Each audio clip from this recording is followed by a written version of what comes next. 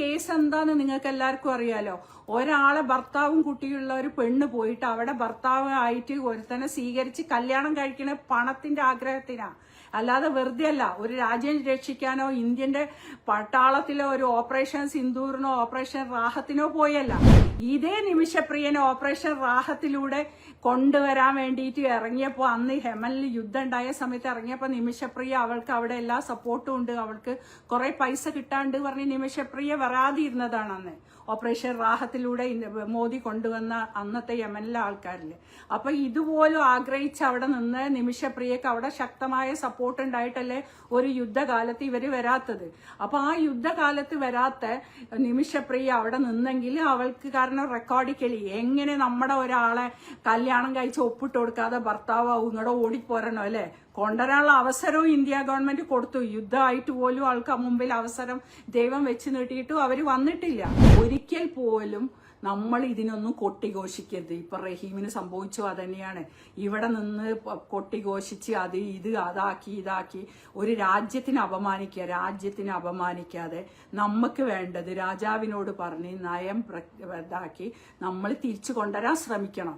അതിന് India government നിമിഷപ്രിയക്ക് വേണ്ടി ഇനിയും സംസാരിക്കും. അത് slowly it was moving through the government ഇല്ലാത്ത ഒരു കാര്യവും സംഘി ഗവൺമെന്റ് തന്നെയാണ് ഈ രാജ്യം ഭരിക്കണമെന്ന് മനസ്സിലാക്കുക. സംഘി ഗവൺമെന്റ് ഇടപെടാതെ ആര് ദിയാ പണം കൊടുത്താലും ഗവൺമെന്റിന്റെ ഒരു വാക്ക്, ഉത്തരവാദിത്തപ്പെട്ട ഒരു ശബ്ദം, that is the home ministry, not even പ്രധാനമന്ത്രി അല്ല അവരെ നോക്കുക. കുറ്റകൃത്യം ചെയ്ത് ജയിലിൽ അടയ്ക്കപ്പെട്ട് തൂക്കാൻ വിധിച്ചവന്റെ വിധി മാറ്റണമെങ്കിലും അവിടെ ആ കോടതി അത് സൈൻ ചെയ്യണമെങ്കിലും ഇന്ത്യൻ ഹോം മിനിസ്ട്രീന്റെ അപ്രൂവൽ വേണം. ഇന്ന് 16-ാം തീയതി നിമിഷപ്രിയയെ തൂക്കിലേറ്റെന്നുള്ള കോടതി വിധി, യമൻ കോടതിയുടെ വിധി വന്നു. അപ്പോൾ ഒരു കാര്യം ഇതിൽ മനസ്സിലാക്കേണ്ടി, ഒരു കോടതി വിധിച്ച ഒരു വിധി ഒരിക്കലും അവർക്ക് ഡിമോളിഷ് ചെയ്യാൻ പറ്റില്ല. ഈവൺ ഇഫ് ബ്ലഡ് മണി കൊടുത്താൽ പോലും ആ ബ്ലഡ് മണി എന്ന് പറയുന്നത് അവര് കുടുംബം കൊടുക്കുന്ന ബ്ലഡ് മണിയിൽ ബാക്കി പിന്നെ ഉള്ള കുറ്റത്തിനുള്ള നമ്മൾ അവിടെ ശിക്ഷ വേറെ കോടതി കൊടുക്കുന്നത് ഇതാക്കണം. അപ്പൊ ഇന്നലെ സംഭവിച്ച എന്താണ്, 2 ദിവസമായിട്ട് AP ഉസ്താദും കുറച്ച് മാപ്രകളും, വെറുതെ അല്ല കേരളത്തിലെ പാത്രക്കാരെ മാപ്രകളെ വിളിക്കുന്നത്, കാരണം അറിയാത്ത കാര്യങ്ങൾ AP ഉസ്താദ് ഇടപെടുക. ഇന്ത്യൻ ഗവൺമെന്റ്, ഇന്ത്യൻ വിദേശകാര്യമന്ത്രി, പിന്നെ ministry of external affairs, home minister Amit Shah, ഇവരെല്ലാം പ്ലസ് പ്രധാനമന്ത്രിയുടെ ഓഫീസിനെയും ഇവർക്ക് വേണ്ടിയിട്ടുള്ള സംഘടന കാണൂ. ഇവർക്ക് വേണ്ടി ഈ നിമിഷപ്രിയക്ക് വേണ്ടി കളക്ട് ചെയ്ത പൈസ ഇന്ത്യൻ എംബസി ത്രൂ തന്നെയാണ്. റെക്കോർഡിക്കലി എനിക്ക് പോലും അറിയാം അവരയച്ചത് അങ്ങനെയാ. അല്ലാതെ അബ്ദുൾ റഹീമിന്റെ വിഷയം പോലെ ട്രസ്റ്റിൽ നിന്ന് ഫണ്ട് എടുത്ത് അവിടെ കൊടുത്തു ഇവിടെ കൊടുത്തു എന്നൊക്കെ പറയണല്ല. They have record.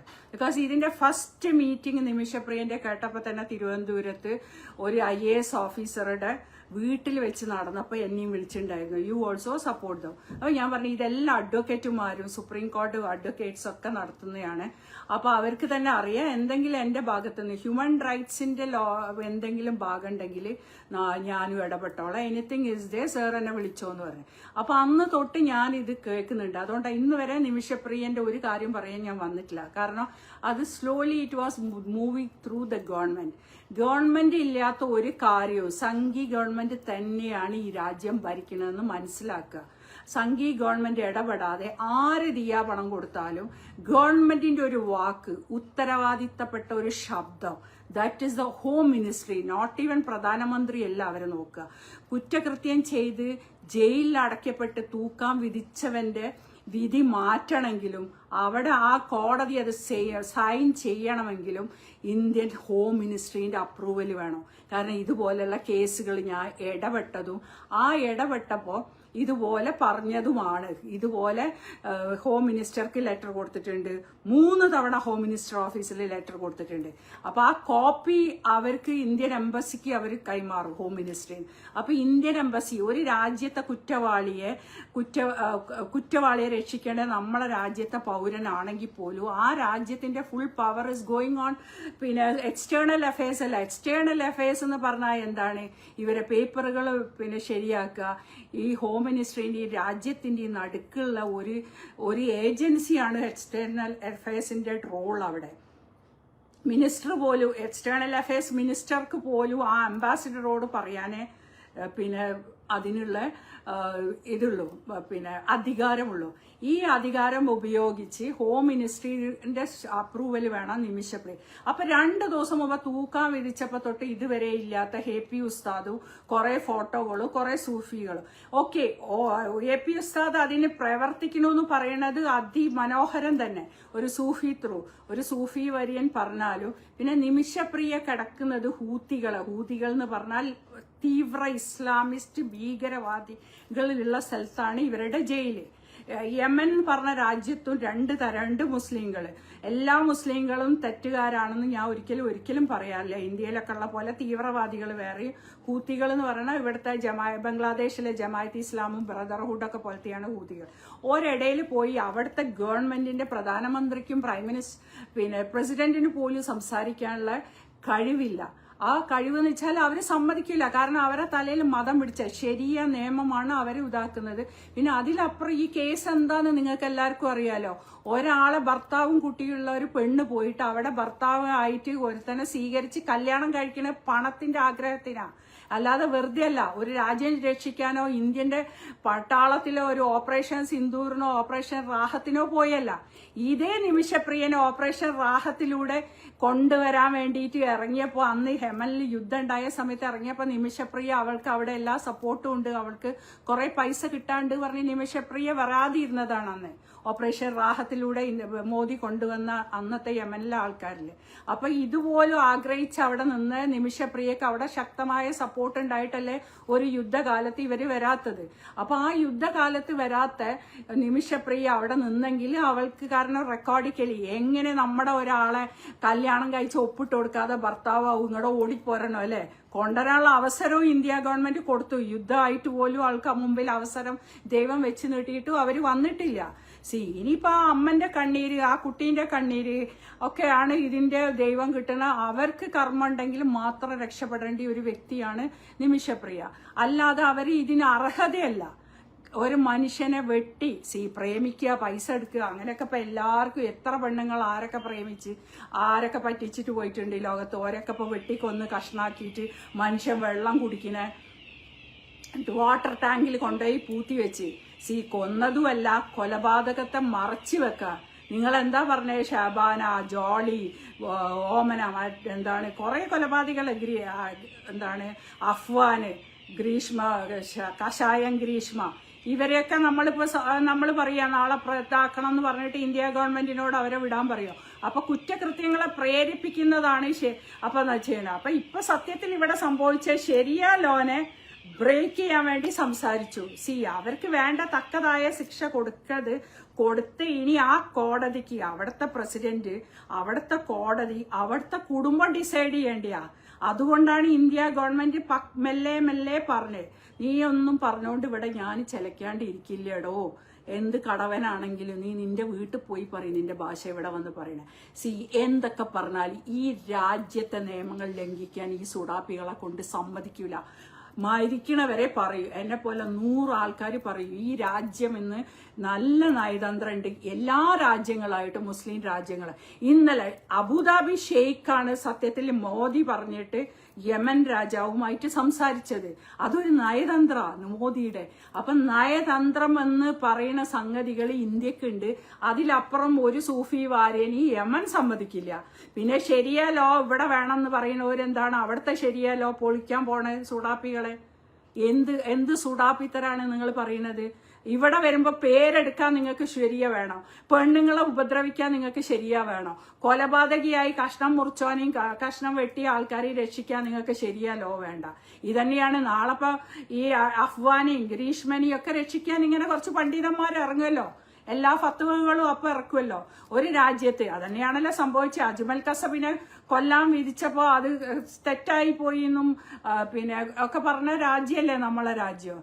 അതുകൊണ്ട് യമനോട് കളിക്കാൻ നിൽക്കണ്ട. ചുരുക്കി പറഞ്ഞ ഇന്നത്തെ റിസൾട്ട് എന്താണെന്ന് വെച്ചാല്, വിദേശകാര്യ മന്ത്രാലയത്തിന് വന്ന report I will tell you. വിദേശകാര്യ മന്ത്രാലയത്തിന് വന്നു, ഇവയാളുടെ തലാലിന്റെ ബ്രദർ ഒരിക്കൽ പോലും ഈ പിന്നെ ക്ഷമ കൊടുക്കാൻ തയ്യാറല്ല നിമിഷപ്രിയർക്ക്. അവൾ കൊന്നത് ക്രൂരമായിട്ടാണ്. അയാൾ മരിച്ച് ചീഞ്ഞ 61 കഷ്ണമാക്കിയ ആ മൃതദേഹം അലിഞ്ഞ് ആ വെള്ളം കുടിച്ച് ആ ഫ്ലാറ്റിലുള്ള ആൾക്കാർ വാട്ടർ ടാങ്കിലെ ആ വെള്ളം ചീഞ്ഞ് ചോദിച്ചപ്പോഴാണ് ഈ ഒരാളെ എന്താ സംഭവിച്ചെന്ന് നോക്കിയപ്പോൾ ബോഡി കണ്ട്. ഇതാണ് അവിടുത്തെ കേസ്. അപ്പോൾ ഒരിക്കലും ആ നാട്ടിലെ ആൾക്കാർ വരെ ആഘോഷത്തിന് ഇരിക്കുന്ന ഒരു കേസാണ്. അപ്പോൾ അതുകൊണ്ട് മിണ്ടാടി പറയാതെ ഇത്ര ആഘോഷമാക്കാതെ ഇന്ത്യ ഗവൺമെന്റ് എന്താണോ പറയുന്നത് ആ നയതന്ത്രത്തിലൂടെ പോയി നിമിഷക്ക് ഭാഗ്യമുണ്ടെങ്കിൽ, ജീവിക്കാൻ ഭാഗ്യമുണ്ടെങ്കിൽ, ആ കുടുംബത്തിന് ഭാഗ്യമുണ്ടെങ്കിൽ നിമിഷപ്രിയനെ കൊണ്ടുവരട്ടെ. അതാണ് ഇവിടെ ഇന്ന് നമ്മൾ ചെയ്യേണ്ടത്. അല്ലാതെ ഭാരതത്തിന്റെ പ്രധാനമന്ത്രിന് ഈ യമന്റെ നിയമങ്ങളെയും പൈസ വാങ്ങിച്ച ആരും പൈസ വാങ്ങിയിട്ടില്ല. പൈസ കളക്ട് ചെയ്ത് അവിടെ ഉണ്ട്. പൈസ വാങ്ങാൻ തയ്യാറാണെങ്കിൽ മാത്രം ഇനിയും കൊടുക്കാൻ ആൾക്കാരുണ്ട്. അല്ലാതെ കേരളത്തിൽ നിന്ന് 4 ആള് പറഞ്ഞുകൊണ്ട് യമനിൽ ഒന്നും എത്തൂല. ഇവിടുത്തെ വിദേശ മന്ത്രാലയത്തിന് എല്ലാ വിവരമുള്ള എത്രയോ വക്താക്കൾ ഇത് ഇന്ത്യന്റെ ആൾക്കാർ അതിന് ഇതാക്കുന്നുണ്ട്. ഞാൻ പറഞ്ഞില്ല, അബുദാബി ഷെയ്ഖ് പോലും ഇതിൽ ഇടപെട്ടു മോദി പറഞ്ഞിട്ട്. കാരണം അവര് പറയുമ്പോൾ ഇസ്ലാമിക രാജ്യം ടു ഇസ്ലാമിക രാജ്യം പറയുമ്പോൾ ഒരു ഇതുണ്ടാവും. അപ്പൊ എന്തെങ്കിലും സംഭവിക്കുകയാണെങ്കിൽ ആ പെണ്ണിന് നീതി കിട്ടട്ടെ. നീതിയല്ല കിട്ടണ്ടേ, ദയ കിട്ടട്ടെ. ദയ കിട്ടണം പറയാ. നിമിഷക്കപ്പുറക്ക് നീതിയല്ല കിട്ടണ്ടേ. നീതി അവൾക്ക് കിട്ടുന്നത് കൊലക്കുറ്റം തന്നെയാണ്. ആ ഗ്രാമത്തിലെ ആൾക്കാർ മുഴുവൻ ഇന്നത്തേക്ക് ദൂരത്തുനിന്ന് നടന്നു വരുന്ന കാട്ടിൽ പോലത്തെ സ്ഥലമുണ്ട്. ഇവരൊക്കെ ആട് മേയ്ക്കാൻ പോണ യമനിലത് കേട്ടോ. എല്ലാവരും കൂട്ടിക്കൊണ്ടു പോണേ ആ യമനാണ് ഇത് ചെയ്യണമെന്ന് ഓർക്കണം. ഇവിടുന്ന് സ്വർഗം നോക്കി പിന്നെ ആമിനെ അമ്പിളിയോ സുബൈബത്തെ ഒക്കെ പോയിണ്ടല്ലോ ജാതി മാറിയിട്ട്. അപ്പൊ ആ പോയ യമനാണിത്. ആ യമനിൽ ഇങ്ങനെയൊക്കെ നടക്കുള്ളൂ. അവരോട് സോപ്പിട്ട് ഒരു നയതന്ത്രം വേണം. ഇത്രയും വലിയൊരു വീഡിയോയിൽ വരാൻ കാരണം നമ്മളറിയണ ഈ രാജ്യത്തിന്റെ നയതന്ത്രങ്ങൾ അറിയണ ആൾക്കാരെല്ലാവരും ചോദിക്കുന്നുണ്ട്. അപ്പൊ ഒന്നിച്ചെല്ലാവർക്കും പറയാ. അപ്പൊ ഒരിക്കൽ പോലും നമ്മൾ ഇതിനൊന്നും കൊട്ടിഘോഷിക്കരുത്. ഇപ്പൊ റഹീമിന് സംഭവിച്ചു അതന്നെയാണ്. ഇവിടെ നിന്ന് കൊട്ടിഘോഷിച്ച് ഇതാക്കി ഒരു രാജ്യത്തിനെ അപമാനിക്കാതെ നമുക്ക് വേണ്ടത് രാജാവിനോട് പറഞ്ഞ് നയം ഇതാക്കി നമ്മൾ തിരിച്ചു കൊണ്ടുവരാൻ ശ്രമിക്കണം. അതിന് ഇന്ത്യ ഗവൺമെന്റ് നിമിഷപ്രിയക്ക് വേണ്ടി ഇനിയും സംസാരിക്കൂ. തലാലിന്റെ ബ്രദർ പറഞ്ഞിട്ടുണ്ടെങ്കിൽ ആ തലാലിന്റെ ബ്രദറിനെ എങ്ങനെ ഇനിയും സോപ്പിടാൻ പറ്റുന്നതാണ് നമ്മൾ നോക്കേണ്ടത്. സോപ്പിട്ടിട്ട് അവരോടൊരു ദയ വാങ്ങണം. അത് India home ministry of India approve ചെയ്യണം. സംഖ്യയായ അമിത്ഷാ തന്നെ വേണം. ഇപ്പൊ അല്ലാതെ ഒരു സുഡാപ്പി ഒപ്പിട്ടോണ്ട് കഴിയൂല.